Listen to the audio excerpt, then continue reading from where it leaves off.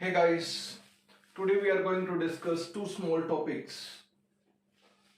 One is de Broglie concept of dual nature and second is Heisenberg's uncertainty principle.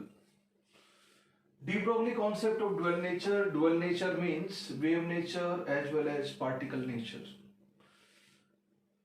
पहले ही हम लोग electromagnetic radiations में wave nature होता है और साथ साथ में पार्टिकल नेचर होता है, इस चीज को देख चुके हैं। Photo electric effect, black body radiation, ये सब फिनोमेना है जो इलेक्ट्रोमैग्नेटिक रेडिएशंस के पार्टिकल नेचर को भी बतलाती हैं। Interference and diffraction are phenomena जो उसके वेव नेचर से एक्सप्लेन होती हैं इलेक्ट्रोमैग्नेटिक रेडिएशंस। तो इलेक्ट्रोमैग्नेटिक रेडिएशंस यानी कि फोटॉन्स यानी कि रेडिएशंस में डुअल नेचर होता है, particle nature as well as wave nature. De Broglie ने बोला कि अगर रेडिएशंस में वेव नेचर और पार्टिकल नेचर दोनों होता है तो हर पार्टिकल हर सब्सटेंस में भी वेव नेचर और पार्टिकल नेचर दोनों होता है। बस मास ऑफ फोटोन को मास ऑफ पार्टिकल से रिप्लेस कर दिया डी ब्रोगली ने और स्पीड ऑफ फोटोन को स्पीड की जगह पर speed of particle. Speed of photon definitely vacuum में इलेक्ट्रोमैग्नेटिक रेडिएशन की स्पीड 3 मल्टीप्लाइड बाय 10⁻8 मीटर पर सेकंड होती है, पर पार्टिकल की स्पीड इतनी नहीं रहेगी। तो स्पीड ऑफ फोटोन को हम स्पीड ऑफ पार्टिकल से रिप्लेस कर देते हैं तो पार्टिकल वेव। तो डी ब्रोगली ने बोला कि हर पार्टिकल हर सब्सटेंस हर मटेरियल में भी वेव नेचर होता है as well as particle nature होता है। चाहे वो इलेक्ट्रॉन हो जिसको हम पहले पार्टिकल की तरह ओनली कंसिडर कर रहे थे, उसमें considerable wave nature de Broglie concept के एडवांसमेंट से ही आया। उसके बाद अगर हम किसी क्रिकेट बॉल जो मैदान में दौड़ रही है, कोई भी मूविंग पार्टिकल होना चाहिए, स्टेशनरी नहीं होना चाहिए, क्योंकि बहती हुई एनर्जी को वेव बोलते हैं। तो पार्टिकल मूविंग होगा तो ही वो पार्टिकल वेव, मैटर वेव या फिर डी ब्रोगली वेव कहलाएगा।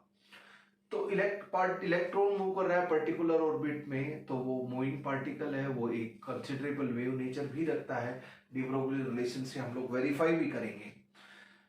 कोई कार है, बस है, ट्रक है, स्कूटर है, ह्यूमन बीइंग है, किसी के ऊपर भी हम डी ब्रोगली कॉन्सेप्ट अप्लाई कर सकते हैं, लेकिन सिग्निफिकेंट डी ब्रोगली कॉन्सेप्ट सिर्फ माइक्रोस्कोपिक और सब माइक्रोस्कोपिक पार्टिकल के लिए ही होता है।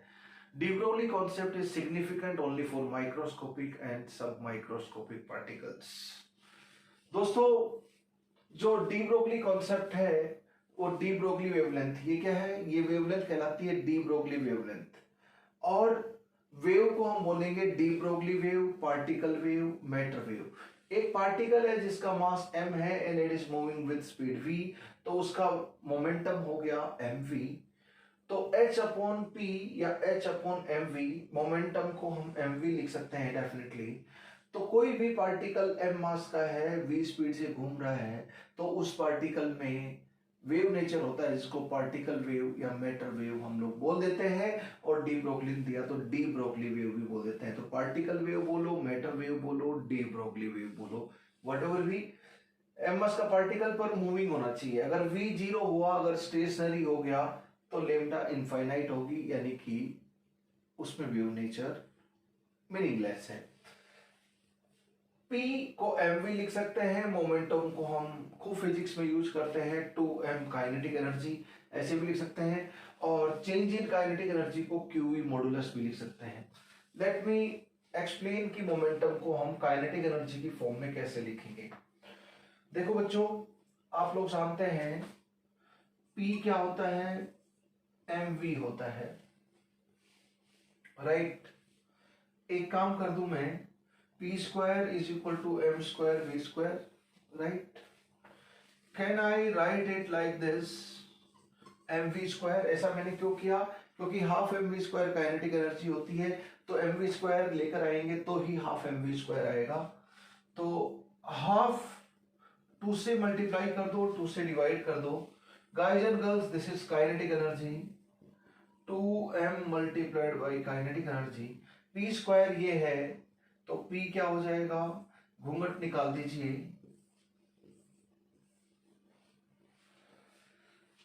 काइनेटिक एनर्जी को हम charge multiplied by potential difference, वहां मैंने मॉडुलस लिया है क्योंकि चार्ज नेगेटिवली चार्ज भी हो सकता है, चार्ज पार्टिकल नेगेटिवली चार्ज भी हो सकता है, क्योंकि वैल्यू नेगेटिव भी हो सकती है और रूट के अंदर नेगेटिव अलाउड नहीं है। तो क्यों, इसलिए मैंने मॉडुलस लिया, सिर्फ मॉडुलस लेना है। ये कब वैलिड है? जब उस पार्टिकल की काइनेटिक एनर्जी के है। बताओ, चेंज इन काइनेटिक एनर्जी क्या होती है? क्यूवी का मॉडुलस होता है। अगर पार्टिकल, ये क्या बोलेंगे, एक्सेलरेट किया है तो फाइनल काइनेटिक एनर्जी इनिशियल से ज्यादा रहेगी। स्टार्टिंग फ्रॉम रेस्ट तो इनिशियल काइनेटिक एनर्जी 0, तो फाइनल काइनेटिक एनर्जी को क्या लिख सकते हैं? क्यूवी। मोस्ट कॉमन केस यही होता है, इनिशियली पार्टिकल को रेस्ट पे लेके चलते हैं। तो ये particle is accelerated through potential difference v starting from rest. Initial kinetic energy 0 है, तो उसकी जो फाइनल काइनेटिक एनर्जी, ये क्या है, किसी भी इंस्टेंट की उसकी फाइनल जो काइनेटिक एनर्जी है वही है ये। तो फाइनल काइनेटिक एनर्जी को क्यूवी लिख सकते हैं from this relation starting from rest. अगर हम कंसीडर करें तो जब भी पोटेंशियल डिफरेंस की बात की जाए, डी ब्रोगली कॉन्सेप्ट के क्वेश्चन में डी ब्रोगली वेवलेंथ पूछी जाए, तो आप पोटेंशियल यहां पर है तो क्यूवी देखें। जब भी काइनेटिक एनर्जी की बात की जाए तो इस डायरेक्टली रिलेशन को यूज कर लें। जब भी मास और स्पीड दे रखी हो तो इस रिलेशन को यूज कर लें, और डायरेक्टली मोमेंटम दे रखा है तो इस स्पीड को यूज कर लें। बेसिक रिलेशन ये है, P को mv लिख सकते हैं, P को 2mqv लिख सकते हैं, और ke को qv लिख सकते हैं, तो 2mqv हो गया। पोटेंशियल डिफरेंस की बात की जाए तो ये फॉर्मूला यूज करें, काइनेटिक एनर्जी की बात की जाए तो ये फॉर्मूला यूज करें, स्पीड और मास दे रखा हो तो ये फॉर्मूला यूज करें, और डायरेक्टली मोमेंटम हो तो ये फॉर्मूला यूज करें। अब रेडिएशंस यानी कि फोटोन, फोटोन के लिए हम लोग लिख सकते हैं E is equal to hc by lambda, और हम लिख सकते हैं E is equal to mc square. C square को c मल्टीप्लाइड बाई mc करके mc स्क्वायर को लिख सकते हैं, c स्क्वायर को c मल्टीप्लाइड बाई c, तो mc मल्टीप्लाइड बाई c हो गया। p क्या होता है? mv होता है, तो फोटोन का मोमेंटम क्या हो जाएगा? mc। Speed of photon is c in vacuum, तो ये हो गया आपका मोमेंटम, तो इसको cp लिख सकता हूं। इक्वेशन 1 से E is equal to hc by lambda, equation 2 से it is equal to cp, तो hc by lambda is equal to cp, cc खेलने चला गया तो लेमडा को लिख सकते हैं h अपॉन p। बस इस मोमेंटम ऑफ फोटोन की जगह पर, रेडिएशन का जो फोटोन है उसके मोमेंटम की जगह पर हम मोमेंटम ऑफ पार्टिकल रखते हैं, तो डी ब्रोगली ने बोला बस मोमेंटम ऑफ रेडिएशन के फोटोन की बजाय मोमेंटम ऑफ पार्टिकल रख दो, मास ऑफ फोटोन की बजाय मास ऑफ पार्टिकल रख दो, स्पीड ऑफ फोटोन की बजाय स्पीड ऑफ पार्टिकल रख दो। तो सेम डी ब्रोगली ने बोला कि same relation can be used for particle wave, matter wave और डी ब्रोगली वेव। अब जो पार्टिकल थे वो तो पार्टिकल तो थे ही, मैटर पार्टिकल नेचर तो पहले से एस्टेब्लिश था। डी ब्रोगली ने बोला कि उनमें वेव नेचर भी होता है, और उस वेव नेचर, जब उस वेव नेचर होगा तो उसकी वेवलेंथ क्या होगी? h अपॉन p होगी। m जैसे इलेक्ट्रॉन मूव कर रहा है third orbit of hydrogen atom में, तो मास ऑफ इलेक्ट्रॉन हो गया। Third orbit of hydrogen atom में स्पीड आप पुट कर दो, क्या हो जाएगी स्पीड? 2.18 10⁶ z बाई n की वैल्यू 3 हो गई थर्ड ऑर्बिट में, z की वैल्यू 1 हो गई क्योंकि हाइड्रोजन की बात कर रहे हैं। मैं बोलूं हीलियम पॉजिटिव के सेकंड ऑर्बिट में इलेक्ट्रॉन घूम रहा है, तो बताओ D Broglie wavelength of electron, तो मास ऑफ इलेक्ट्रॉन हम लोग जानते हैं v क्या हो जाएगा? 2.18 10⁶ z by n, z helium positive के लिए 2 हो गया, और सेकंड ऑर्बिट में घूम रहा है इसलिए n की वैल्यू भी 2 हो गई। तो आप v की वैल्यू पुट करते हो, तो जिस भी ऑर्बिट में, जिस भी वन इलेक्ट्रॉन स्पीशीज में इलेक्ट्रॉन घूम रहा है, उसी ऑर्बिट में घूमते हुए इलेक्ट्रॉन का जो पार्टिकल है उसमें वेव नेचर कंसिडरेबल निकलता है। इलेक्ट्रॉन में कंसिडरेबल वेव नेचर होता है, इसीलिए इलेक्ट्रॉन को एक वेव की तरह मानते हुए बाद में हमने wave mechanical model of atom, Schrodinger wave mechanical model of atom देखा, क्योंकि इलेक्ट्रॉन है सिग्निफिकेंट वेव नेचर। किसी पार्टिकल में पार्टिकल नेचर ज्यादा है, वेव नेचर कम है, तो it is more like particle less like wave. Dual nature में किसी में वेव नेचर सिग्निफिकेंट है, पार्टिकल नेचर कम है, तो it is more like wave. And किसी में वेव नेचर पार्टिकल नेचर दोनों ओके हैं, तो हम बोलेंगे both wave nature as well as particle nature are considerable. Electron में कंसिडरेबल वेव नेचर होता है। बस ये है, इन 4 फॉर्मूलाज बाकी यूज होंगे बार बार, time and again these 4 formulas will be used.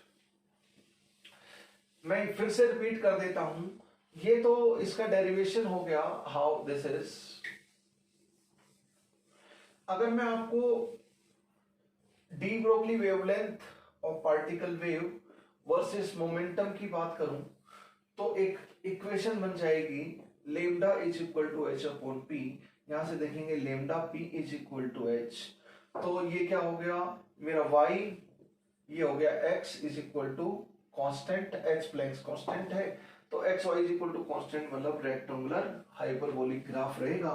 Third quadrant में नहीं आएगा क्योंकि मोमेंटम और लेमडा नेगेटिव नहीं हो सकते, थर्ड क्वाड्रेंट में एक्स और वाई दोनों नेगेटिव होने पड़ेंगे, तो graph will be limited to first quadrant only, graph will be limited to first quadrant only, rectangular hyperbolic graph आएगा।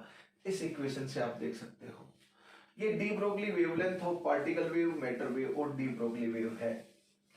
तो ये 4 फॉर्मूलाज है, मोमेंटम दे रखा हो तो ये, मास और स्पीड दे रखा हो तो h अपॉन mv यूज करें डी ब्रोगली वेवलेंथ निकालने के लिए। फाइनल काइनेटिक एनर्जी आपको पता है, तो h अपॉन 2m के मास ऑफ पार्टिकल है, के काइनेटिक एनर्जी है, जिसमें इंस्टेंट की काइनेटिक एनर्जी होगी उसी इंस्टेंट की उस पार्टिकल की डी ब्रोगली वेव आ जाएगी। और स्टार्टिंग फ्रॉम रेस्ट है तो ही के को क्यूवी लिख सकते हैं, पार्टिकल एक्सेलरेटेड थ्रू, तो फाइनली जो काइनेटिक एनर्जी होगी वही काइनेटिक एनर्जी क्यूवी होगी। क्यूवी मतलब फाइनल काइनेटिक एनर्जी यहां बता रही है, क्योंकि ये फाइनल काइनेटिक एनर्जी है। ये क्या है, फाइनल काइनेटिक एनर्जी है। तो जिस भी इंस्टेंट की काइनेटिक एनर्जी होगी उसी इंस्टेंट पे उसकी डी ब्रोगली वेवलेंथ आ जाएगी पार्टिकल की। ये 4 फॉर्मूलाज है, बार बार इन्हीं फॉर्मूला से हम लोग न्यूमेरिकल करेंगे, दैट्स ऑल। सारे न्यूमेरिकल इन्हीं के इर्द गिर्द घूमते रहेंगे, all numericals move around this.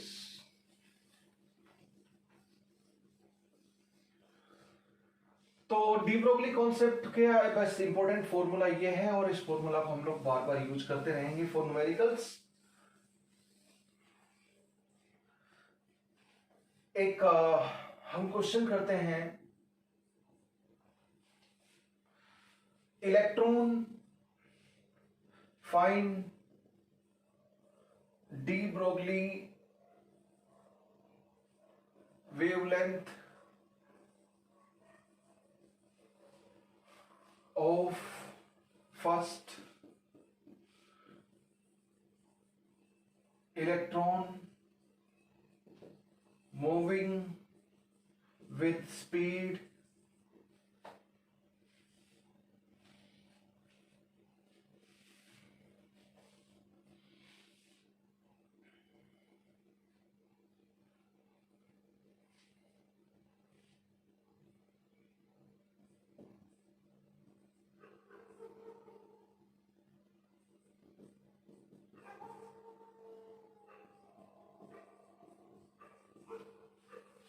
electron moving with speed 6.63 times per 5 divided by 9.1 metre पर सेकेंड, SI में दे रखा है। अगर मैं स्पीड भी नहीं दूं तो मैं बोलूंगा कि 1 इलेक्ट्रॉन स्पीसीज के पर्टिकुलर ऑर्बिट में घूम रहा है, तो V तो आपको आता है। V का क्या फॉर्मूला होता है, बहुत 1 इलेक्ट्रॉन स्पीसीज में बहुत थ्योरी के अनुसार 2.18 10 6 Z/n, वो फॉर्मूला से आप V निकाल लें और lambda is equal to h upon mv में पुट कर दें। यहाँ पे वेवलेंथ निकालने के लिए, लेमडा निकालने के लिए, डी ब्रोगली वेवलेंथ निकालने के लिए स्पीड दे रखी है, तो कौन सा फॉर्मूला यूज करेंगे, h अपॉन mv यूज करेंगे हम लोग। यहाँ पे cricket ball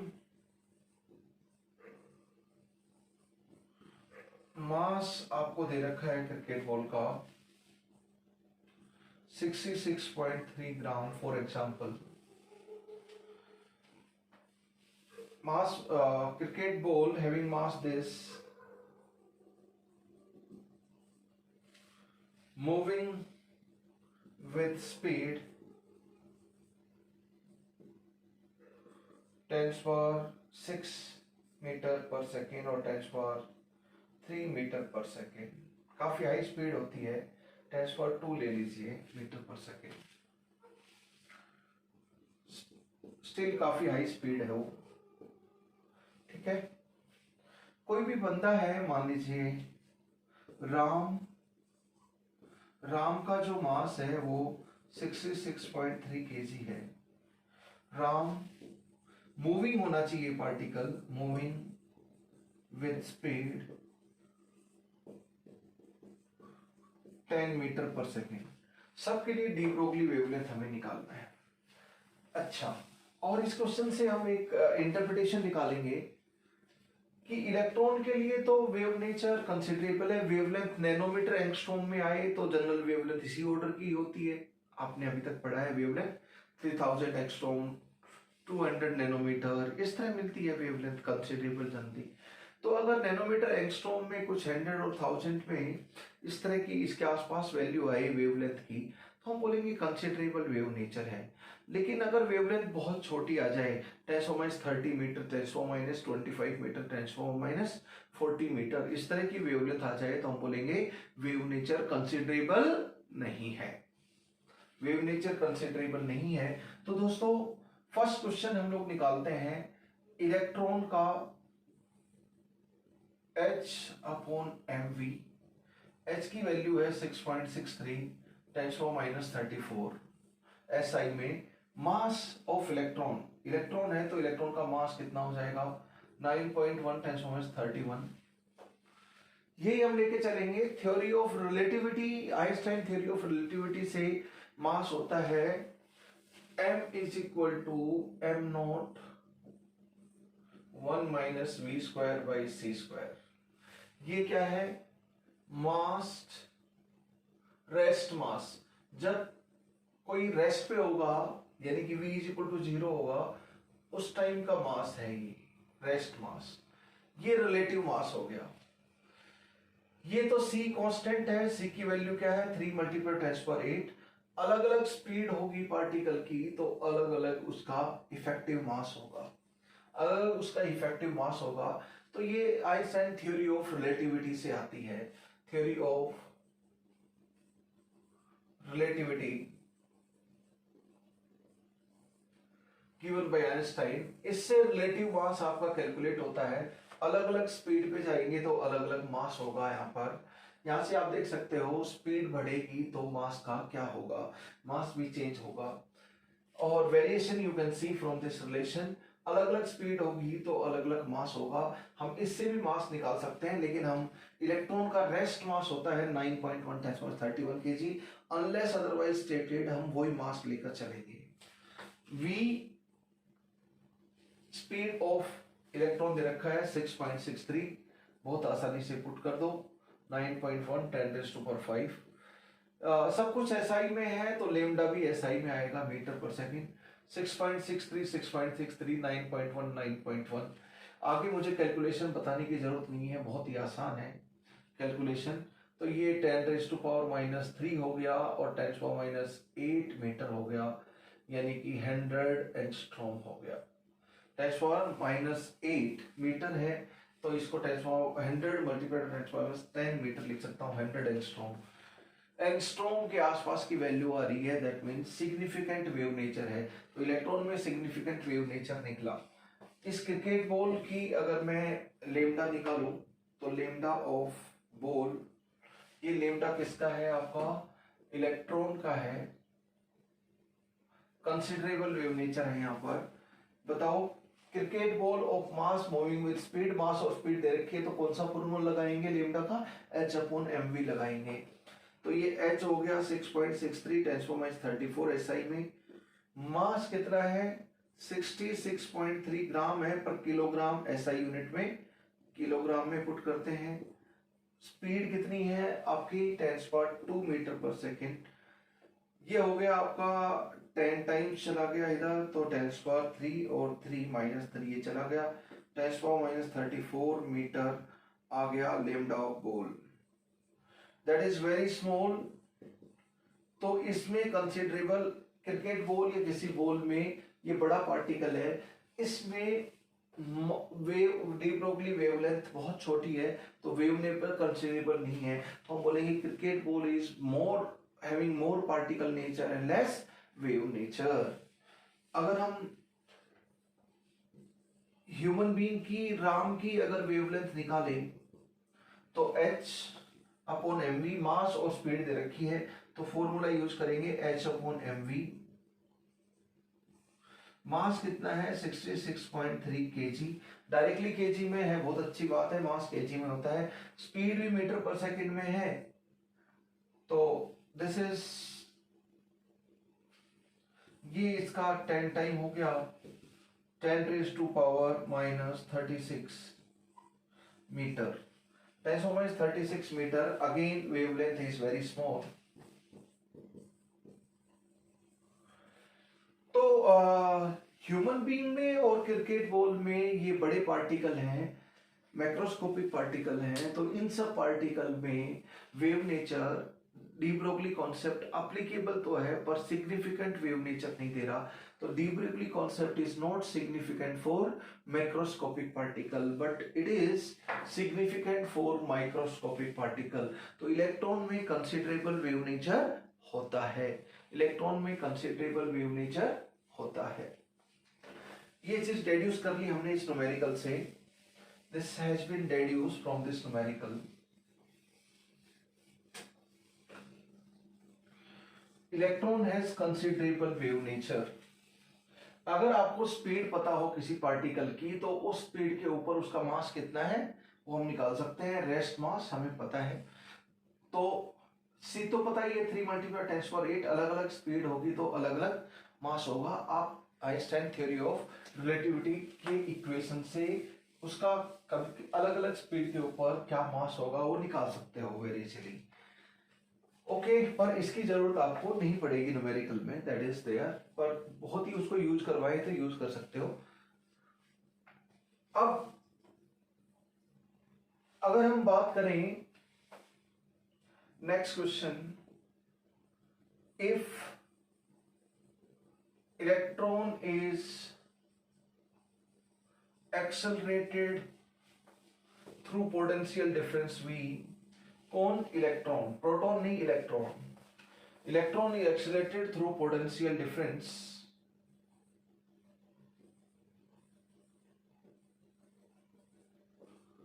V volt starting from rest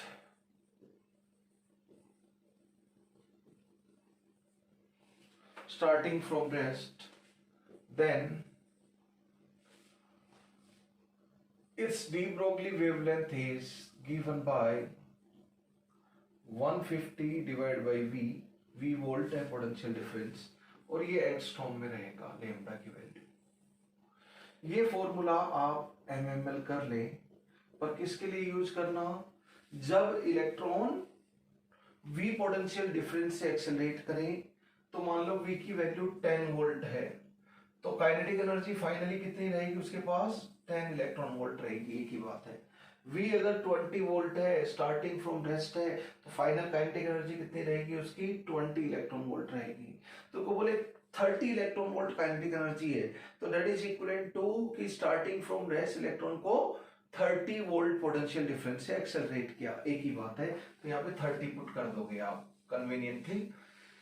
ये रिलेशन आपका आ जाता है, सिर्फ इलेक्ट्रॉन के लिए लगाए, starting from rest V potential difference से अप्लाई हो, लैम्डा आपका डायरेक्टली एंगस्ट्रॉम में आएगा। ये रिलेशन आया कैसे, डायरेक्टली इसको ध्यान रखें, ऑब्जेक्टिव में बहुत बार यूज होगा।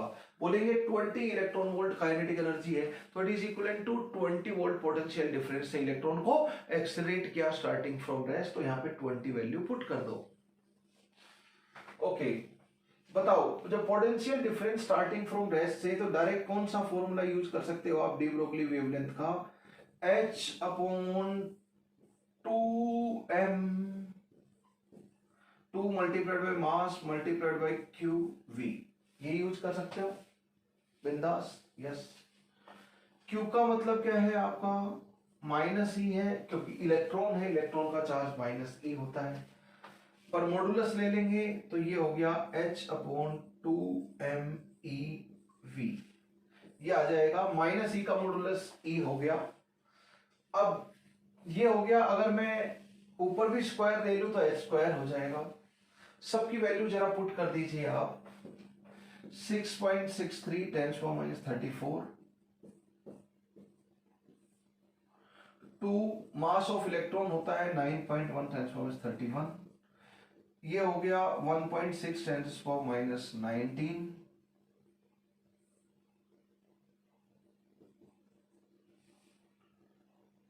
1.6 × 10⁻19 मल्टीप्लाइड बाई वी। मेरे दोस्तों इस पूरे की वैल्यू अगर आप कैलकुलेट करें तो दिस वैल्यू इज इसकी वैल्यू कैलकुलेट करो तो 150 मल्टीप्लाइड बाई 10⁻20 आ जाएगा डिवाइड बाई वी, और ये मीटर में रहेगा। इसको लिख सकते हैं 150 divide by v 10⁻⁻10 meter, hence 150 divide by v lambda angstrom. ये आ जाएगा फाइनल एक्सप्रेशन। ये आया तो इसी से, वही चार फॉर्मूला है डी ब्रोगली वेवलेंथ के, H/P H/mv, P की जगह √2m multiplied by kinetic energy, और काइनेटिक एनर्जी की जगह QV मॉडुलस लिख सकते हो जब पोटेंशियल डिफरेंस। यहाँ पोटेंशियल डिफरेंस की बात की तो डायरेक्टली मैंने ये फॉर्मूला यूज कर लिया। जब चार्ज पार्टिकल Q चार्ज वाले पार्टिकल को V पोटेंशियल डिफरेंस से एक्सलेट किया जाए स्टार्टिंग फ्रॉम रेस्ट, तो फाइनल काइनेटिक एनर्जी उसकी QV होती है, और यहाँ पे फाइनल के 2m KE में KE फाइनल काइनेटिक एनर्जी है, राइट। फाइनली जो भी काइनेटिक एनर्जी होती है वो पुट करते हैं 2m KE में। तो ये हो गया आपका रिलेशन। ये डायरेक्टली आप ध्यान रखें, ये फॉर्मूला सिर्फ इलेक्ट्रॉन के लिए यूज करना है।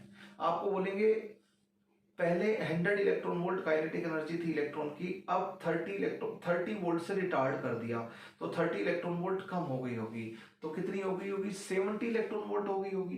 तो 70 electron volt final kinetic energy है, तो ये मान सकते हैं कि अगर उसको स्टार्टिंग फ्रॉम रेस्ट से 70 वोल्ट से एक्सेलरेट किया जाए तो 70 electron volt final kinetic energy हो जाएगी।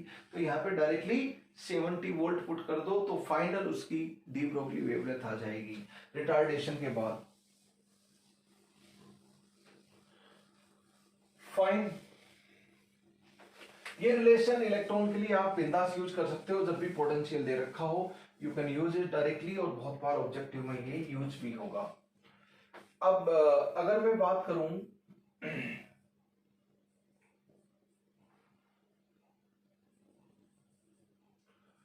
Electron revolve in only those orbits electron revolve in only those orbits in which circumference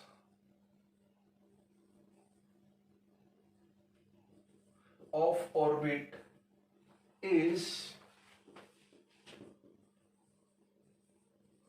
integral multiple of de Broglie wavelength of electron, de Broglie wavelength।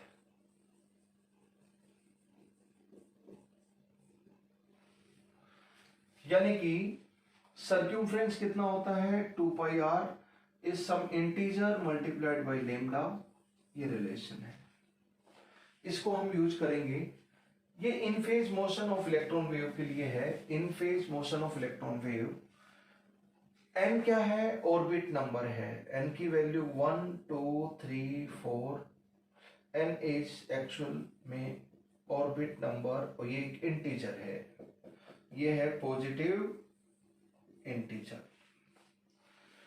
अगर ये second orbit की radius है तो n की value 2 होगी, ये third orbit की radius है तो n की वैल्यू 3 होगी। इसका मतलब क्या हुआ? अगर n इज इक्वल टू 2 में इलेक्ट्रॉन घूम रहा है तो, या n इज इक्वल टू 3 में, यहां पे अगर आप देखें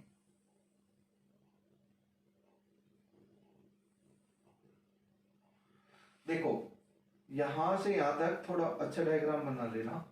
यहां एक क्रस्ट और एक ट्रफ हो गया, तो यहां से यहां एक लेमडा हो गया, ये सुनो, फिर एक क्रस्ट एक ट्रफ दूसरा लेमडा हो गया, ये तीसरा लेमडा हो गया। ये अच्छा डायग्राम नहीं बना, अच्छा सा डायग्राम आप लोग बना सकते हो, you can make good diagram.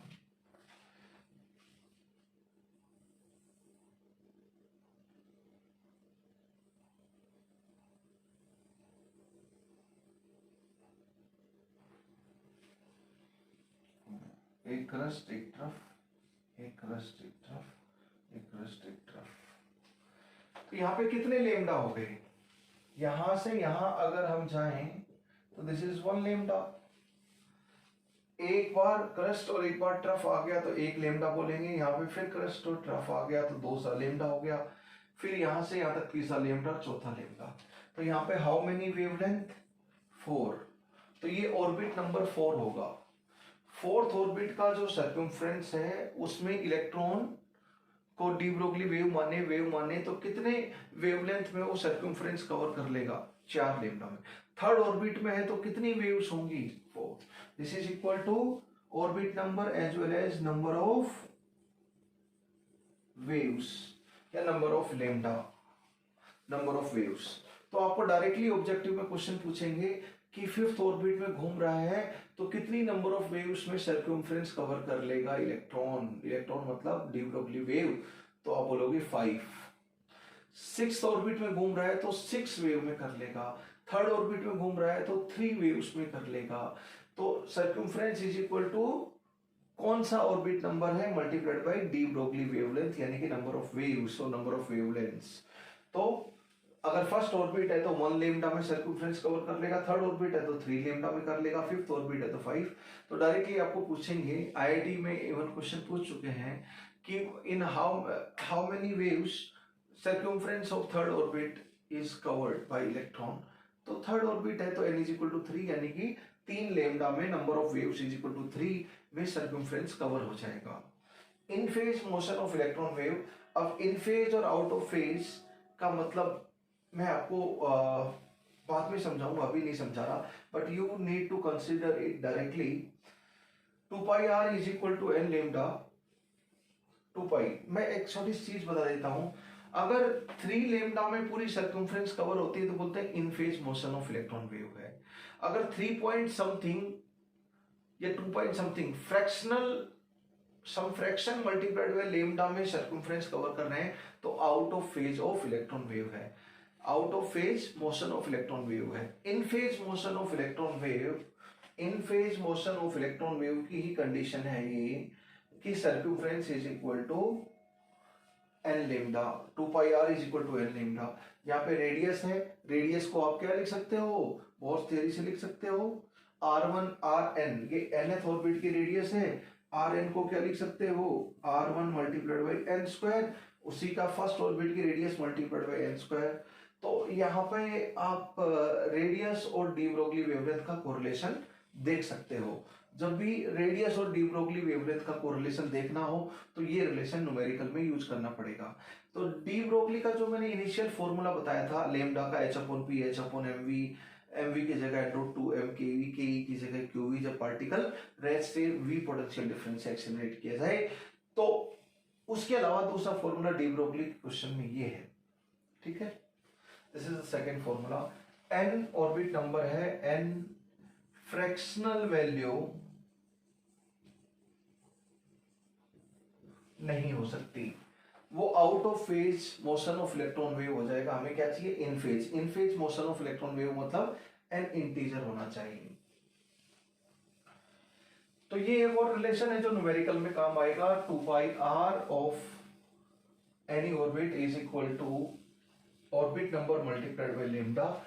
Orbit number multiplied by lambda मतलब कितने लेमडा में सर्कमफ्रेंस कवर हो जाएगा, कितने लेमडा में सर्कमफ्रेंस कवर हो जाएगा। You can easily see it. तो दोस्तों ये आपका डी ब्रोगली रिलेशन हो गया। This is D Broglie relation. इसके ऊपर हम और न्यूमेरिकल प्रैक्टिस करेंगे सुनर। मैं एक हल्का सा न्यूमेरिकल ले लेता हूं। Find ratio of de Broglie wavelength of proton and alpha particle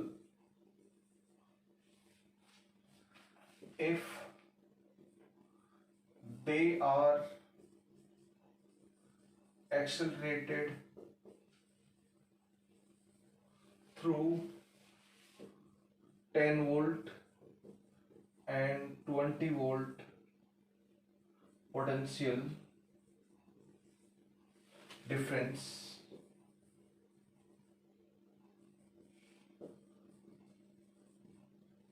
starting from rest. अच्छा, स्टार्टिंग फ्रॉम रेस्ट भी नहीं बोला जाए तो अपने आप लेके चलना है स्टार्टिंग फ्रॉम रेस्ट, आपको पता है। तो देखो एक प्रोटॉन है, एक अल्फा पार्टिकल है।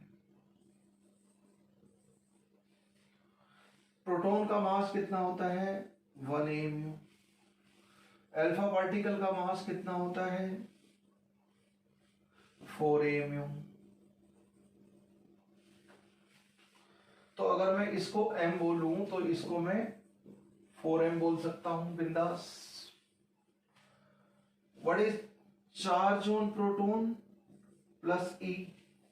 What is charge on alpha particle plus 2E? Charge इसका उससे डबल है। इसका पोटेंशियल डिफरेंस कितना है प्रोटॉन का जिसके अक्रॉस एक्सेलरेट किया स्टार्टिंग फ्रॉम द 10 वोल्ट, उसका कितना है 10 volt and 2 volt potential difference. Confusion है तो रिस्पेक्टिवली कर लीजिए। पोटेंशियल डिफरेंस कितना हो गया 20 वोल्ट हो गया। ठीक है, क्या पूछा है डी ब्रोगली वेवलेंथ का। तो डी ब्रोगली वेवलेंथ के 4 फॉर्मूला हैं, H/P, H/mv, H/2mke and H/2mqv। या पोटेंशियल डिफरेंस की बात की है तो QV वाला फॉर्मूला यूज करेंगे। ये तो आपको क्लिक होना चाहिए कि कौन सा फॉर्मूला यूज करना है। तो lambda of proton divide by lambda of alpha particle, यहां पे लिख लेता हूं lambda of proton divide by lambda of alpha particle का रेशियो पूछा है।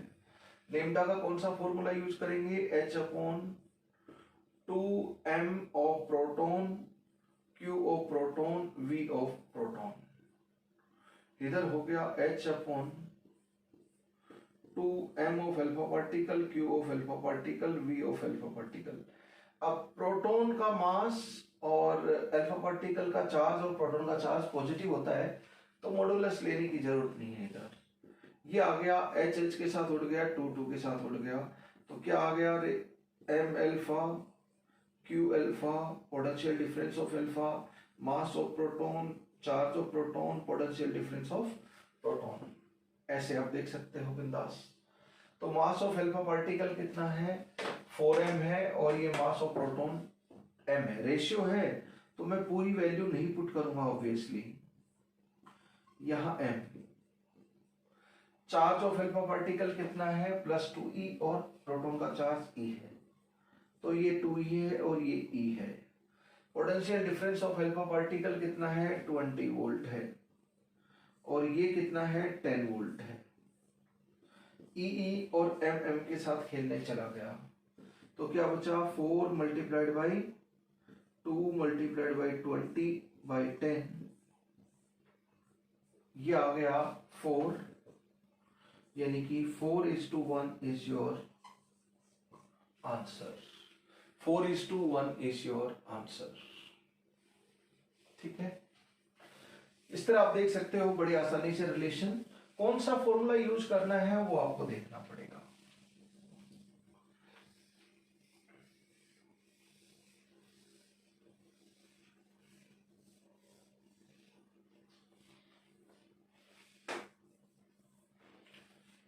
तो दोस्तों ये आपका रिलेशन हो गया।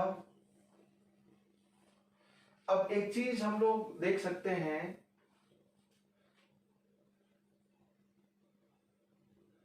2πr is equal to n lambda, ये है आपका n we know, lambda is equal to h/mv। De Broglie relation, ये डी ब्रोगली कॉन्सेप्ट से हैं ये चीजें।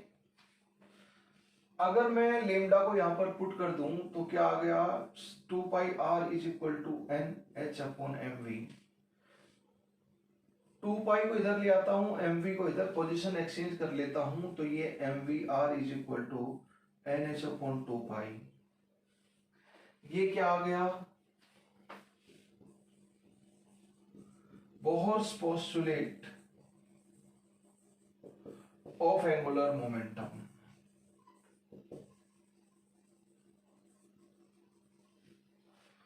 तो using de Broglie concept we can prove Bohr's postulate of angular momentum, of quantization of angular momentum. Angular momentum orbit number multiplied by h upon 2 pi होता है। इसका कोई लॉजिक नहीं दिया बोर्स थ्योरी ने, पर ये जरूर बोला है, ये एजम्पशन है बोर्स थ्योरी का। mvr is equal to nh upon 2 pi। तो using de Broglie concept we can verify Bohr's postulate of angular momentum, Bohr's postulate of quantization of angular momentum। de Broglie relation को use करो और in phase motion of electron wave and de Broglie relation को use करोगे तो आपका angular momentum is quantize वाला relation verify हो जाएगा, वो पोस्टुलेट वेरीफाई हो जाएगा। तो आपको बोर्ड एग्जामिनेशन में पूछेंगे using de Broglie concept prove the verify the quantize postulate of bourse theory of quantization of angular momentum. जो अभी किया है वही है, कुछ अलग नहीं है। डन। अब हम लोग बात करें next HEISENBERG Heisenberg's uncertainty principle. Heisenberg's uncertainty principal.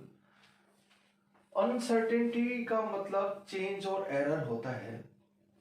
Heisenberg ने ये दिया, हेजनबर्ग का कहना है, क्या बोलता है ये uncertainty principle given by Heisenberg, it is impossible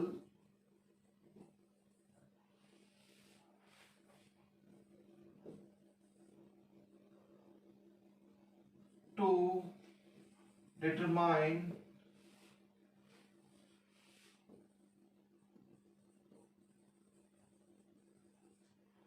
it is impossible to measure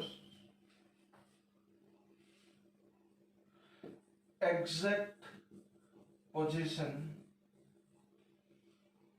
and exact momentum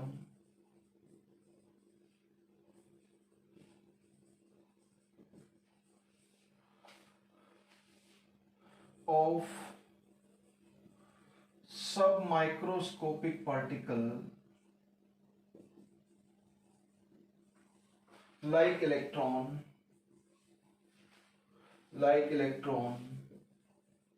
simultaneously।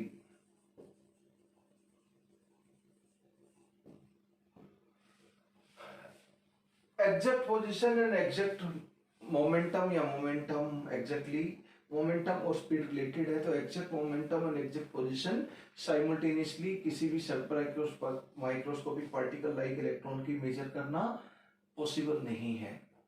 अगर हम ज्यादा एक्यूरेसी के साथ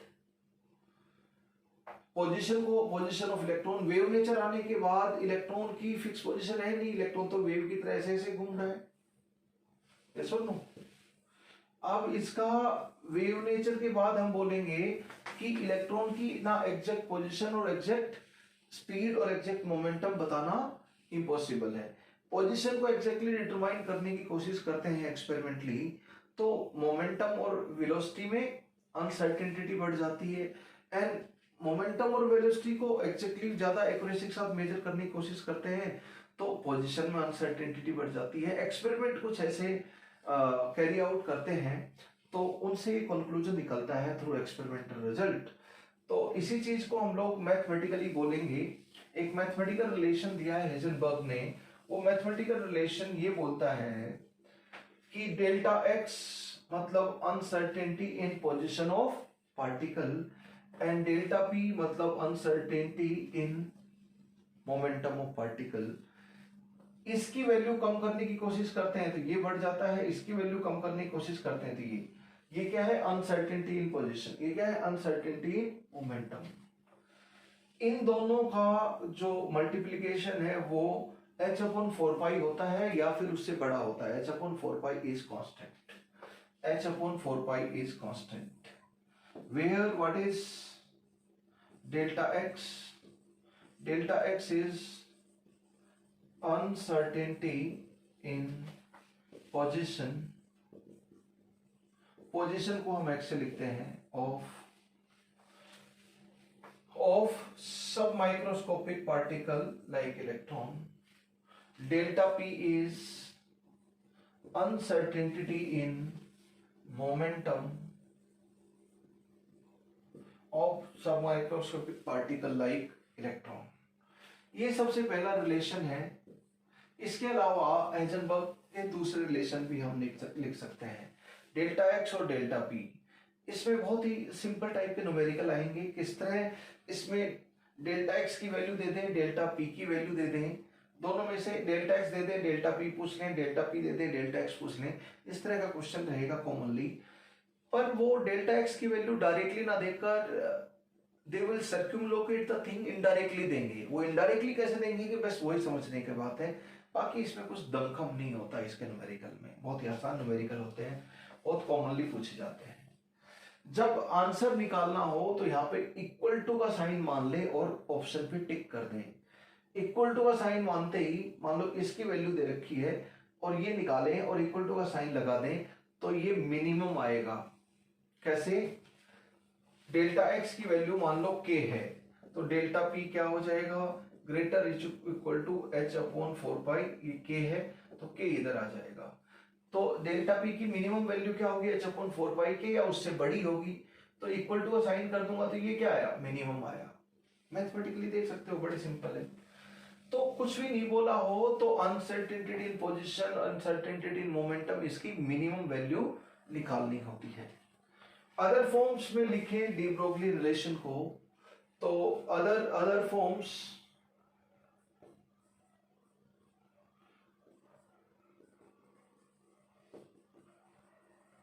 forms of de Broglie relation. Delta x को अगर डेल्टा वी से मल्टीप्लाई करें तो आ जाता है 4 पाई m मास ऑफ पार्टिकल है. ये क्या हो गया? Delta we. डेल्टा पी हो गया uncertainty in velocity of sub microscopic particle. अगर कोई पार्टिकल वेव है, मैटर वेव है तो डेल्टा एक्स, डेल्टा लेम्डा ये हो जाएगा उसकी डी ब्रोगली वेवलेंथ का स्क्वायर डिवाइड बाई 4 पाई. ये रिलेशन आ जाएगा. डेल्टा लेम्डा क्या है यहां पर? Uncertainty in de Broglie wavelength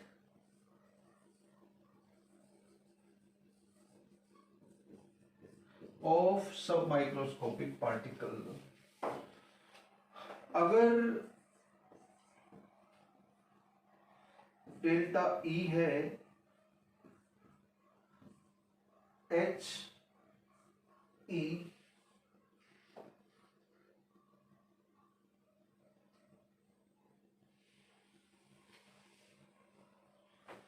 ये हो जाएगा आपका delta e half m v square. E हो जाएगा हाफ एम वी स्क्वायर हो जाएगा ना. तो डी हो गया हाफ 2m 2v तो ये mv हो गया mv dv है ना. तो डी बाई डी वी को बाई mv कर देंगे. mm चला जाएगा, v आ जाएगा इधर. हाँ, बाई 4 पाई. डेल्टा ई क्या है? Uncertainty in kinetic energy, uncertainty in kinetic energy of sub microscopic particle. तो ये फॉर्म है, ये ज्यादातर न्यूमेरिकल में काम आएगा, सब ज्यादा यही काम आएगा। इसी से ये भी रेड्यूस कर सकते हैं हम लोग। यहाँ पे uncertainty in wavelength of de Broglie wave है, uncertainty in kinetic energy of particle wave है आपका, है ना। तो ये रिलेशन भी यूज होगा न्यूमेरिकल में, ये बहुत कम चांसेस हैं, बहुत कम यूज होंगे, पर मेजर ये दोनों रिलेशन यूज होंगे न्यूमेरिकल में। अब यहां से हम चलकर इन अदर फॉर्म्स के ऊपर कैसे पहुंचे वो हम देखते हैं। अदर फॉर्म्स में कैसे पहुंचे, लेट अस सी।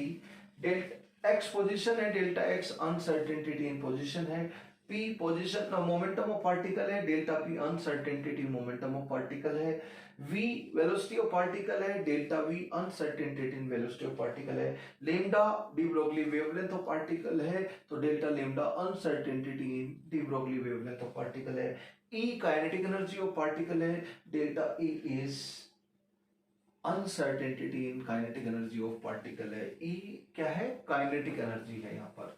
तो ये सब रिलेशन है, डी ब्रोगली रिलेशन, सब ज्यादा ये यूज होगा और बाद में ये यूज होगा, ये दोनों सब ज्यादा यूज होंगे न्यूमेरिकल में, इनका यूज मिनिमम है। अब इस रिलेशन से ये अदर फॉर्म कैसे आई, दैट वी विल सी। और डेल्टा एक्स और डेल्टा पी की वैल्यू देंगे तो किस तरह देंगे।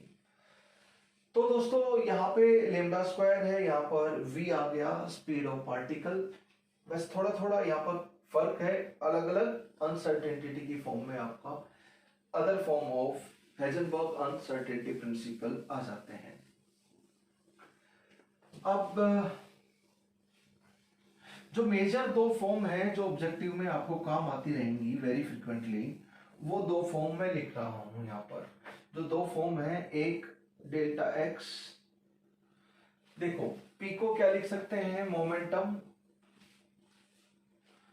अगर दोनों साइड डिफरेंशिएशन कर दें तो ये हो जाएगा dp, ये एम डीवी हो गया, m तो कांस्टेंट है, v dm, h m में अनसर्टेनिटी नहीं होती तो dm क्या हो जाएगा, जीरो, ये जीरो हो गया, तो हम क्या लिखेंगे, m dv लिख सकते हैं, hence delta p is equal to m delta v।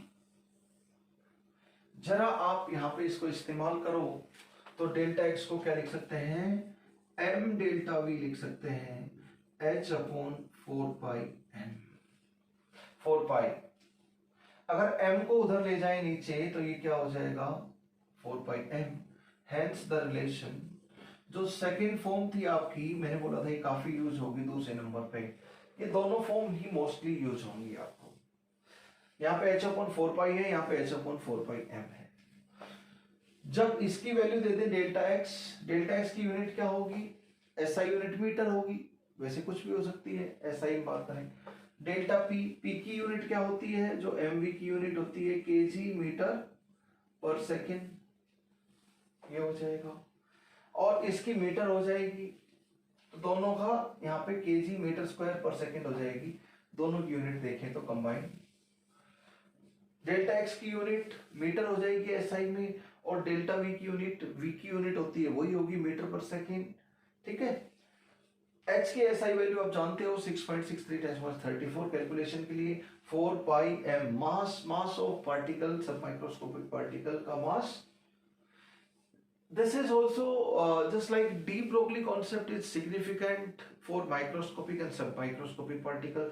Same way Heisenberg uncertainty principle is significant only and only for submicroscopic particle like electron. उन्हीं के लिए एप्लीकेबल है, ये मैक्रोस्कोपिक पार्टिकल के लिए बिल्कुल नहीं है, सिग्निफिकेंट भी नहीं है और एप्लीकेबल भी नहीं है। लेकिन D Broglie concept macroscopic particle के लिए अप्लाई कर रहे थे, हमने बोल की निकाली डी ब्रोगली वेवलेंथ, और इलेक्ट्रॉन की भी निकाली, सब माइक्रोस्कोपिक पार्टिकल की भी निकाली, तो अप्लीकेबल तो, लेकिन सिग्निफिकेंट सिर्फ माइक्रोस्कोपिक और सब माइक्रोस्कोपिक पार्टिकल के लिए डी ब्रोगली कॉन्सेप्ट है। और हेजनबर्ग अनसर्टेनिटी प्रिंसिपल ना अप्लीकेबल है ना सिग्निफिकेंट है फॉर माइक्रोस्कोपिक पार्टिकल, सिर्फ सब माइक्रोस्कोपिक पार्टिकल लाइक इलेक्ट्रॉन के लिए अप्लीकेबल और सिग्निफिकेंट है।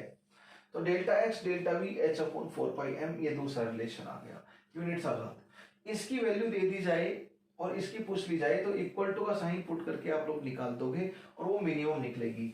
इसकी वैल्यू दे दी जाए, इसकी पूछ ली जाए, एंड इसकी दे दी जाए, इसकी पूछ ली जाए, अनसर्टेनिटी पोजीशन दे दिया जाए, अनसर्टेनिटी इन वेलोसिटी पूछ लिया जाए, और अनसर्टेनिटी इन वेलोसिटी दे दिया जाए, अनसर्टेनिटी इन पोजीशन पूछ लिया जाए, ऐसे ही तो क्वेश्चन होंगे। या फिर डेल्टा एक्स डेल्टा भी दे दिया जाए, मास ऑफ पार्टिकल पूछ लिया जा सकता है, ऐसा भी हो सकता है। तो जब इसकी वैल्यू दे दी जाए और ये पूछी जाए तो इक्वल टू का साइन पुट करेंगे तो मिनिमम आएगी। जब इसकी वैल्यू दे दी जाए, uncertainty in velocity, uncertainty in position पूछा जाए तो डेल्टा एक्स की वैल्यू मिनिमम निकलेगी जब इक्वल टू का साइन यूज करोगे। और जब चार ऑप्शन में उसको टिक करना है जो इक्वल टू के साइन से आए, यानी कि अनसर्टेनिटी की मिनिमम वैल्यू हमें निकालनी होती है अनलेस अदरवाइज स्टेटेड। ठीक है, unless otherwise stated minimum value हमें निकालनी होती है। तो इससे ये फॉर्म तो आ गया आपका, मोमेंटम और स्पीड का रिलेशन ये होता है, डिफरेंशिएट कर दो तो यू विल गेट दिस। ठीक है, मास को एग्जैक्टली मेजर कर सकते हैं, uncertainty in mass of particle zero ली जा सकती है डेफिनेटली। अब पोजीशन अनसर्टेनिटी, मोमेंटम की अनसर्टेनिटी एंड वेलोसिटी की अनसर्टेनिटी, ये आपको डायरेक्टली दे दें तो बहुत अच्छी बात है, पर ऐसा बहुत कम होगा न्यूमेरिकल में। इनडायरेक्टली देंगे, क्या बोलेंगे, particle is moving with speed 500 metre पर second with accuracy of 0.1%। Particle is moving with speed 600 metre पर second, accurate up to 1%, accurate within 1%, accurate up to 1%। इसका मतलब क्या हुआ, plus minus 1%, accurate up to 1%। तो इसका 1% कितना हो जाएगा, डेल्टा वी क्या आएगा, 1% ऑफ 600 यह आ जाएगा, यानी कि 6 मीटर पर सेकेंड डेल्टा वी की वैल्यू आ जाएगी। आपको बोलेंगे particle is moving with 600 metre पर second accurate up to 2%, that means क्या तो 2% वैल्यू कम हो सकती है, 1% 2% वैल्यू ज्यादा हो सकती है, इससे आगे या पीछे प्लस माइनस 2% हो सकती है। तो जब बोला जाएगा एक्यूरेट अप टू 2% का मतलब डेल्टा वी निकल जाएगा, कैसे, 2% ले लो इसका, 2/100 मतलब 2% ले लिया 600 का, तो ये आ गया 12 मीटर पर सेकेंड, तो डेल्टा वी की वैल्यू आ जाती है। बोलेंगे particle having momentum for example 1000 accurate up to 2%, तो 2/100 multiplied by momentum is equal to delta p, उससे आप निकाल लोगे। तो बोलेंगे प्लस माइनस 2%, तो आप 2 ले लेना divide by 100 multiplied by 100 with in accuracy of 2%, मतलब ऐसे कैलकुलेशन कर लेना। एक तो ये परसेंटेज की टर्म में दिया हुआ होगा या डायरेक्टली दिया हुआ होगा, particle is moving with speed 600 metre पर second accurate up to 2 metre, यानी कि प्लस माइनस 2 मीटर, क्या तो 2 मीटर घटाते हैं तो 598 मीटर पर सेकेंड स्पीड हो सकती है, या 602 हो सकती है, प्लस 2 करेंगे तो 602 मीटर हो जाएगी, माइनस 2 तो 598 मीटर हो जाएगी।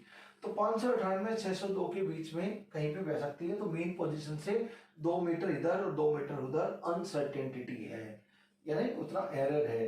तो कितना हो जाएगा, 600 का 2 मीटर आ गया, तो डेल्टा वी क्या आ गया, डायरेक्टली 2 मीटर दे दिया, डेल्टा वी क्या दे दिया, डायरेक्टली 2 मीटर दे दिया है आपका। परसेंटेज की टर्म में देखेंगे तो 2/100 मल्टीप्लाइड बाय वी करके डेल्टा वी निकालना पड़ेगा, यस और नो। तो क्या तो परसेंटेज की टर्म में दे देंगे या फिर डायरेक्टली दे देंगे, डायरेक्टली दे देंगे या परसेंटेज की टर्म में देंगे ये।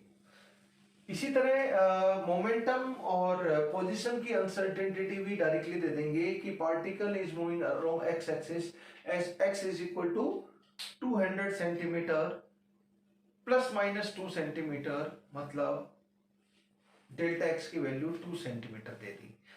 इनडायरेक्टली घुमाने का तरीका ये है।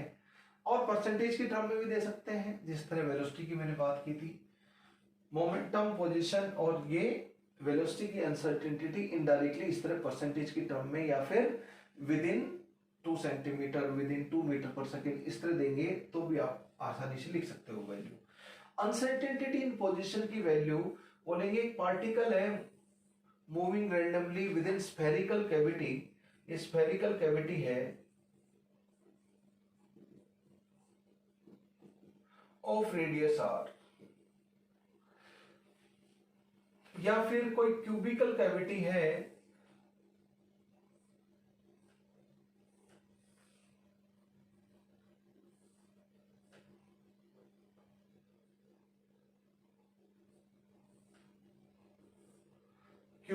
cubical cavity of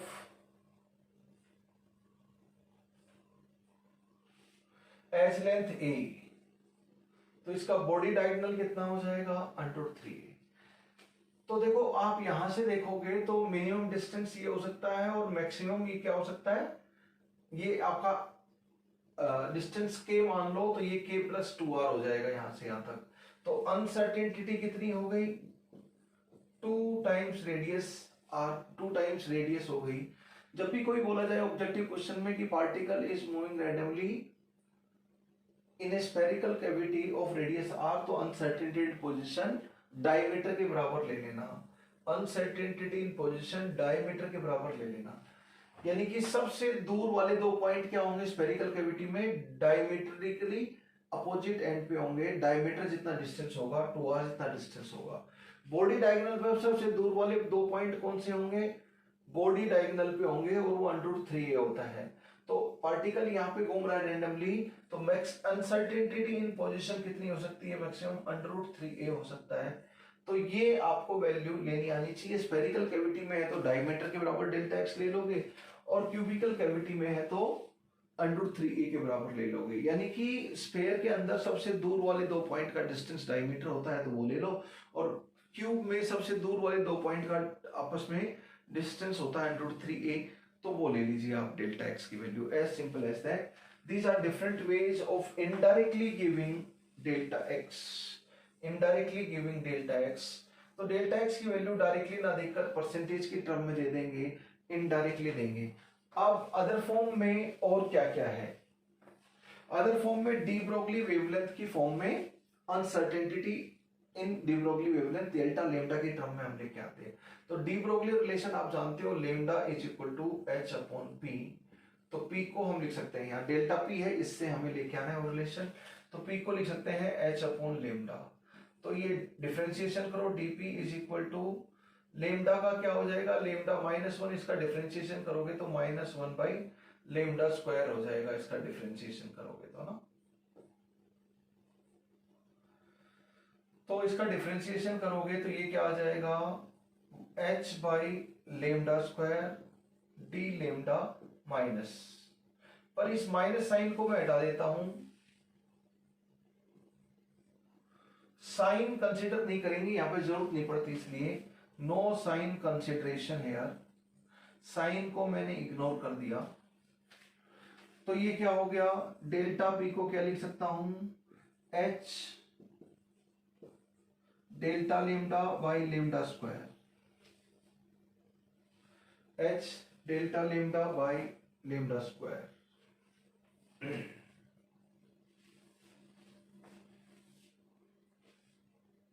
done. तो इस रिलेशन से जो सबसे पहला बेसिक रिलेशन था, इसमें डेल्टा पी आप पुट कर लीजिए, आपका और दूसरा फॉर्म आ जाएगा, डेल्टा एक्स को क्या लिख सकते हैं, h delta lambda by λ² greater equal to h/4π। h के साथ खेलने चला गया। Uncertainty in position, uncertainty in de Broglie wavelength can be written as λ² by 4π। ये रिलेशन आ गया λ² बाई 4π। हेंस वो फॉर्म हमें मिल चुकी है। डी ब्रोगली वेवलेंथ की अनसर्टेनिटी की फॉर्म में तो डी ब्रोगली रिलेशन यूज करें, डिफरेंशिएट करें, ये अनसर्टेनिटी इन मोमेंटम आ गई, ये uncertainty in de Broglie wavelength आ गई, तो उससे ये रिलेशन आ जाएगा आपका। डन। तो अनसर्टेनिटी इन वेवलेंथ पूछी हो, अनसर्टेनिटी इन पोजीशन दे रखी हो और वैसे वर्सा, तो तो आप इसकी बजाय इस फॉर्मेट में इसको यूज करेंगे क्योंकि डेटा ही इसके हिसाब से है। नेक्स्ट एक रिलेशन और है आपका, वो था काइनेटिक एनर्जी की फॉर्म में अनसर्टेनिटी इन काइनेटिक एनर्जी। उसकी फॉर्म में हम लोग देखते हैं काइनेटिक एनर्जी लिखो क्या होता है, हाफ एम वी स्क्वायर, पर काइनेटिक एनर्जी को हमने क्या लिखा है, ई लिखा है। ई इज काइनेटिक एनर्जी, अपने एक्सप्रेशन में ई लिखा है हमने, ठीक है। तो डिफरेंशिएट करूं, d e is equal to half m v का, वी स्क्वायर का डिफरेंशिएशन 2v एंड dv, 2 के साथ खेलने चला गया तो ये आ गया delta uncertainty in kinetic energy is mv delta v। तो डेल्टा v को क्या लिख सकते हैं हम लोग, डेल्टा v को हम लोग लिख सकते हैं delta e divided by mv, बड़े प्यार से। अब इससे अगला रिलेशन तो डेल्टा p को m डेल्टा v लिख सकते हो, पहले हम देख चुके हैं। अनसर्टेनिटी इन पोजीशन और अनसर्टेनिटी इन वेलोसिटी का आपस में रिलेशन ये है, तो इसको m डेल्टा v लिखूंगा, लेकिन m को इधर ले जाता हूं मैं पहले। डेल्टा v को यहां से पुट कर दीजिए आप, डेल्टा v वहां से आया इसलिए मैं डेल्टा v की फॉर्म में ले आया इसको। अब delta x delta e by m v greater equal to h upon 4 pi m, m के साथ खेलने चला गया। ये क्या आ गया, uncertainty in position, uncertainty in kinetic energy greater equal to h v by 4 pi, h v by 4 pi. इस फॉर्मेट में आ गया relation. Relation is in this particular format, that's all. तो सारे एक्सप्रेशन हमारे आ गए। एक और जरा ध्यान रखना, अनसर्टेनिटी इन टाइम की टर्म में भी, पर वो कभी न्यूमेरिकल में काम नहीं आएगा। De Broglie relation uncertainty in energy, uncertainty in time, ये क्या है टाइम, ये क्या है energy, greater equal to h upon 4 pi, ये रिलेशन है। अनसर्टेनिटी एनर्जी अनसर्टेनिटी टाइम की फॉर्म में भी अनसर्टेनिटी प्रिंसिपल का एक्सप्रेशन होता है, पर ये आपको काम नहीं आने वाला है ना, जस्ट मैंने ऐसे बता दिया, it will not be useful for you. Okay दोस्तों, let us do 1 or 2 numerical more on this, then this topic will be over.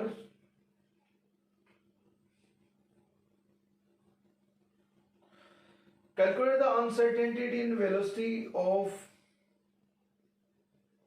calculate the uncertainty in velocity, question है uncertainty in velocity निकालो, of a wagon of mass 200 kg, मास की value दे दी है 2000, actually 2000 kg, whose position is known to an accuracy of 10 meter, whose position is known to an accuracy of 10 meter। तो delta x हो गया 10 meter, इस तरह language में बोलेंगे whose position, particle जिसका मास ये है एंड इसकी position known with accuracy of 10 meter, इस तरह लैंग्वेज होगी। तो डेल्टा x की वैल्यू 10 प्यार से पुट कर लेना। डेल्टा वी पूछा है डेल्टा एक्स, तो डेल्टा वी और डेल्टा एक्स वाला रिलेशन कौन सा था, सबसे बेसिक रिलेशन तो ये था, ये था बेसिक रिलेशन। पर delta p uncertainty in velocity की टर्म में क्या आ जाएगा, इसको एम डेल्टा वी लिख देंगे हम लोग, इसको यूज करेंगे। एम इधर रखो या फिर एम उधर ले जाओ, कोई नहीं। डेल्टा वी पूछा है डेल्टा एक्स, तो डेल्टा एक्स क्या 10 है, डेल्टा वी पूछा है ग्रेटर इक्वल टू एच की वैल्यू 6.63 10⁻⁻34, 4 पाई की वैल्यू 3.14, मास कितना है 2000, यहां से आ जाएगा ये मीटर पर सेकंड में, किस में आ जाएगा, मीटर पर सेकंड में आपका आंसर आ जाएगा इधर से। अब आंसर क्या निकालोगे, 10 उधर चला जाएगा, आपका आंसर आ जाएगा। ये 10 और चला गया इधर, आपका आंसर आ गया। लेकिन 4 ऑप्शन में आंसर कौन सा देना है आपको, ग्रेटर इक्वल टू की बजाय डेल्टा वी की जो मिनिमम वैल्यू है वी, वही आपको आंसर ऑप्शन की फॉर्म में टिक करना है। कुछ नहीं दे रखा हो बाय डिफॉल्ट तो मिनिमम वैल्यू यानी कि इक्वल टू के साइन वाले ऑप्शन पे टिक करना होता है, by default if nothing is mentioned. तो हो गया, बोला accurate up to position is accurate up to 10 metre, तो delta x uncertainty in position 10 metre ले लोगे। क्वेश्चन की लैंग्वेज आपको समझनी होगी, क्वेश्चन की लैंग्वेज आपको समझनी होगी, और कुछ नहीं है। बहुत ही आसान क्वेश्चन होते हैं इसके।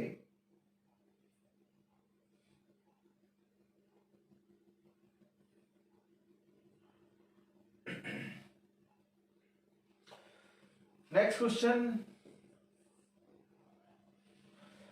A golf ball has the mass of 40 ग्राम, मास 40 ग्राम है, यानी कि 40 बाई 1000 SI में kg है, तो 4 मल्टीप्लाइड बाई 10⁻³ -2 kg हो गया।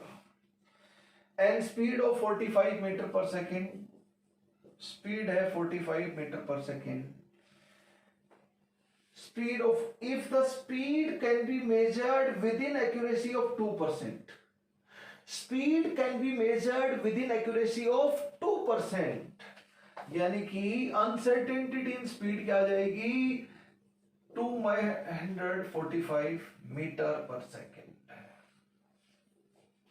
ये 90 हो गया, तो मैं बड़े प्यार से 0.9 मीटर पर सेकेंड लिख सकता हूं। क्या बोला, particle with moving with speed 45 meter पर second and its speed is measured within accuracy of 2%, ऐसा बोलते हैं 2/100 मल्टीप्लाइड बाई v से डेल्टा v निकाल लेना। ये सब लैंग्वेज का गेम है। What is asked in the question? Calculate uncertainty in position, uncertainty in position, यानी कि v देकर इनडायरेक्टली डेल्टा v दे दिया और डेल्टा x पूछा है। डेल्टा v और डेल्टा x वाला रिलेशन कौन सा है, आप लोग जानते हैं, सबसे बेसिक रिलेशन तो ये है, this is the most basic relation. पर डेल्टा पी थोड़ी, डेल्टा वी इनडायरेक्टली दे रखा है, तो इसको क्या करूंगा, डेल्टा पी और डेल्टा वी में रिलेशन तो रटा हुआ है, आपको बहुत बार यूज होता है। Delta p is equal to m delta v, uncertainty in momentum, uncertainty in speed, दोनों का रिलेशन ऐसा है। तो इसको क्या मैं पुट कर दूंगा, h/4π, ये होता है रिलेशन, m बाई मिस्टेक मैंने लिख दिया, तो यहां पर मैं क्या लिखूंगा, m डेल्टा v लिखूंगा, ठीक है।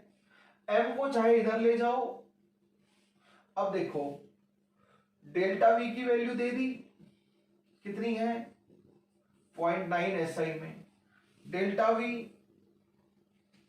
ओ ये 0.9 है, सॉरी, SI में, ये तो पूछा है।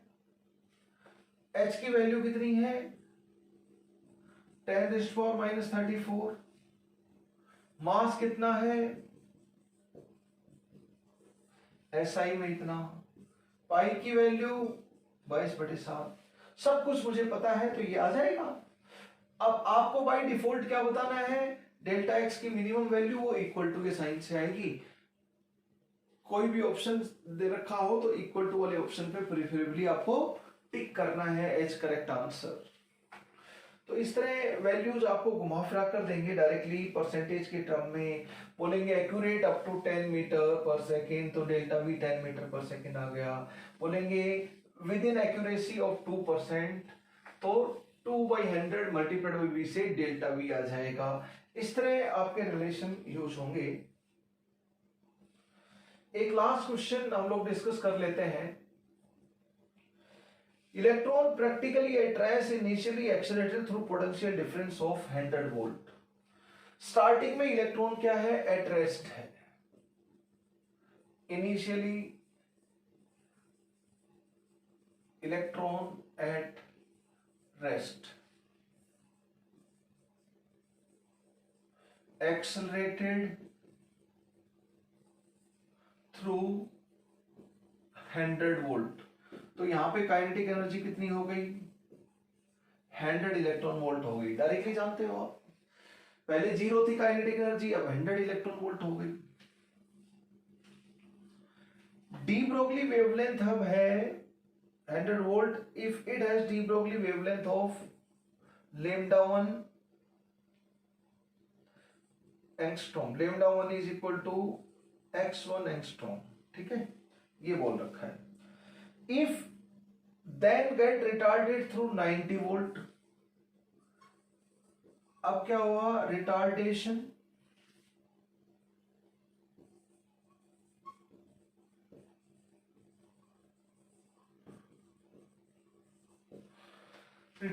Through 19 volt.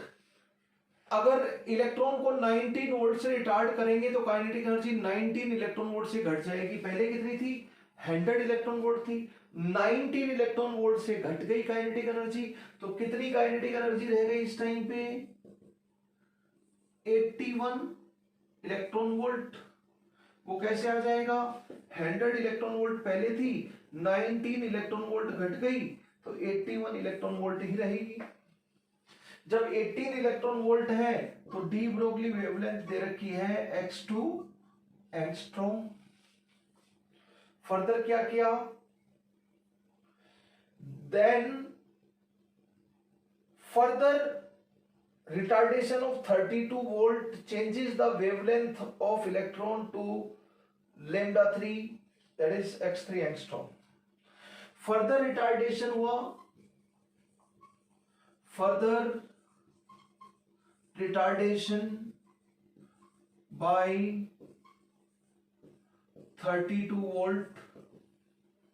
तो 32 इलेक्ट्रॉन वोल्ट फिर घट गई, तो 81 electron volt minus 32 electron volt कितना हो गया? 49 इलेक्ट्रॉन वोल्ट। तो इस टाइम पे काइनेटिक एनर्जी कितनी है? 49 इलेक्ट्रॉन वोल्ट है। इस टाइम पे काइनेटिक एनर्जी कितनी है? 49 इलेक्ट्रॉन वोल्ट है। और लेमडा 3 बोला है x3 एंगस्ट्रॉम। अब क्या पूछा है क्वेश्चन में? x1 minus x2 by x3 की वैल्यू बताएं। This is the question. Good question, very good question. इसकी वैल्यू बताएं आप।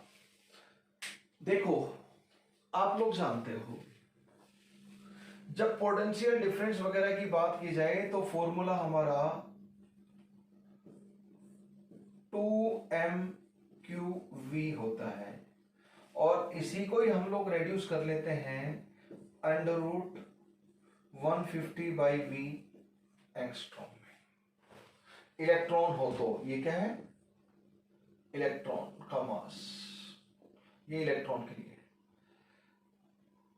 अगर किसी की final kinetic energy 20 electron volt है तो दैट इज इक्वल टू कि पार्टिकल को से 20 इलेक्ट्रॉन वोल्ट से एक्सेलरेट किया गया। फाइनल काइनेटिक एनर्जी अगर 20 इलेक्ट्रॉन वोल्ट है तो यहां पे 20 वोल्ट पुट करेंगे तो फाइनल जिस भी सिचुएशन में है इलेक्ट्रॉन, उसकी डी ब्रोगली वेवलेंथ निकल जाएगी। फाइनल काइनेटिक एनर्जी 30 वोल्ट है, 30 इलेक्ट्रॉन वोल्ट है, तो यहां पे 30 वोल्ट पुट कर दो, आपकी आ जाएगी काइनेटिक एनर्जी उस सिचुएशन की इलेक्ट्रॉन की। तो फाइनल काइनेटिक एनर्जी है 100 इलेक्ट्रॉन वोल्ट, 81 एंड 49। तो फाइनल काइनेटिक एनर्जी है ये हमारी। तो बस फाइनल काइनेटिक एनर्जी अगर x इलेक्ट्रॉन वोल्ट है तो यहाँ पे x वोल्ट पुट कर दिए, v की जगह पर लेमडा आ जाएगा फाइनल सिचुएशन में उसका। तो बताओ लेमडा क्या आ जाएगा उस फॉर्मूला से? ये फॉर्मूला हम लोग यूज करने वाले हैं। तो सबसे पहले यहाँ पे लगाते हैं x1 कितना आ गया? Under root 150 divide by 100 angstrom. x2 कितना आ जाएगा? डायरेक्टली अंडर रूट 150, इलेक्ट्रॉन है तो लगा सकते हैं, इलेक्ट्रॉन है तो डायरेक्टली फॉर्मूला इलेक्ट्रॉन के लिए होता है, divide by x2 angstrom, sorry ये कितना है 81, एंड x3 को क्या लिख सकते हैं यहां से x3 इज लेमडा 3 हो गया, that is 150। Final kinetic energy कितनी है 49, तो 49 वोल्ट की तरह लिख सकते हो इसको। पुट कर दीजिए सारी values, you will get your answer. What is this guys? इसको मैं लिख सकता हूं थोड़ा सा और, अंडर 150 बाई 10 एंगस्ट्रॉम। इसका थोड़ा और सिंप्लीफाई लिख सकता हूं, सिंप्लीफाई करके अंडर 150 बाई 9 एंगस्ट्रॉम। इसको और सिंप्लीफाई करके लिख सकता हूं under 150 by 7 angstrom.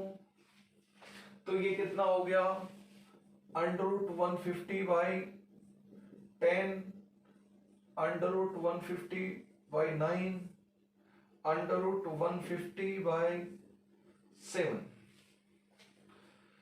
Under root 150 चला गया तो 1/10 माइनस 1/9 बाई 1/7। अब तो क्वेश्चन में कुछ बचा नहीं, ये हो गया आपका answer. This is your answer. Modules लेना चाहो तो मॉड्यूल्स ले लो, but this is your answer eventually. तो इस तरह फाइनल काइनेटिक एनर्जी अगर x इलेक्ट्रॉन वोल्ट है इलेक्ट्रॉन की, किसकी, इलेक्ट्रॉन की, तो under root 150 by x put करके आप बिंदास उसकी फाइनल सिचुएशन में डी ब्रोगली वेवलेंथ निकाल सकते हो। तो this is something to learn out of this question, a good question, good quality question. तो दोस्तों लेट अस स्टॉप हियर, हमारा ये खत्म हो गया है। काफी अच्छे क्वेश्चन हम लोगों ने प्रैक्टिस किया। अब जितने भी क्वेश्चन आप प्रैक्टिस करना चाहोगे, it will be very easy for you. You will find all the questions asked by JEE Main, NEET, and sometimes JEE Advanced on de Broglie relation and Heisenberg uncertainty principle. If you see previous year questions of NEET, AIMS, JIPMER, various PMTs across India and different states of India, AIEEE, AIPMT, various competitive examination, if you see previous year questions, then you will see कि papers of previous years are really flooded with questions of de Broglie relation and Heisenberg uncertainty principle. अगर बच्चों ने ये lecture आपने ढंग से सुना है तो कोई ऐसा क्वेश्चन हो नहीं सकता जो आपसे नहीं होगा। Not possible. Not possible. You can do each and every question if you listen to my discussion properly. It will be cake off for you. It will be very easy for you. That's my promise. Thank you very much. Jai Hind, Jai Bharat.